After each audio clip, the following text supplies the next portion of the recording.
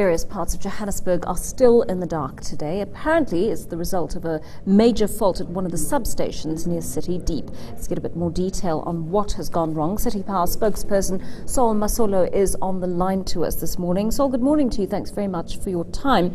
Is trouble at the Prospect substation the cause of all the difficulties residents of Joburg have had in the last few hours? Correct. We do have a technical fault at one of the transformers at the Prospect substation. As I speak to you, our electricians are at the substation working towards repairing the problem. Our view is that before the end of the day, we should be able to restore power to all the affected areas. Can you give us a specific time? Are you talking about the end of the business day, or the end of today, as in closer to midnight?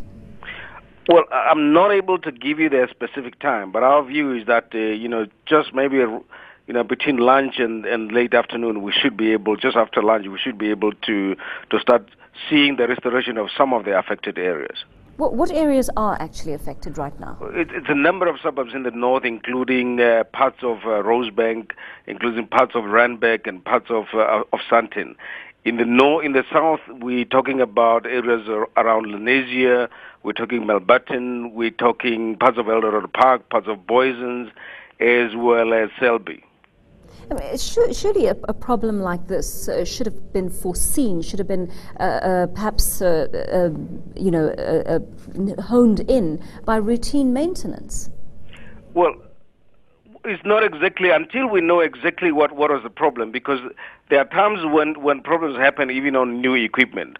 So one cannot clearly just attribute it to lack of maintenance, because you do sometimes experience problems that could be caused by maybe a cable being cut elsewhere affecting a transformer.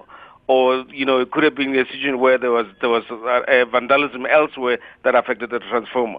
So we really need to be able to trace and say, what is the thing that led to this thing? So one cannot just simplistically say it is a maintenance issue. It seems rather coincidental that oftentimes when Eskom is experiencing difficulties and its grid is overloaded, that you similarly experience difficulties. Is that mere coincidence? Well, I'd like to say, it's not often that these things happen. But yeah, maybe it's just a coincidence this time.